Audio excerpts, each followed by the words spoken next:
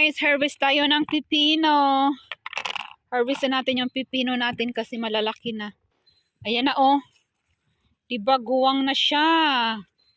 Harvestin natin kay ating, anong tawag dito? Maghimotag vegetable salad.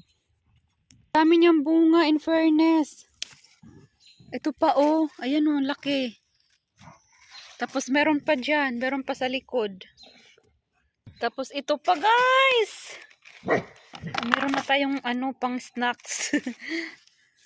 Gusto ko tong pipino. Naalala ko tuloy si Natalie, yung pamangkin ko. Kasi pag bumibili ako ng pipino, kaming dalawa ang kumakain. O diba ang lalaki ng pipino ko? Ito pa, 3 na. Ayan.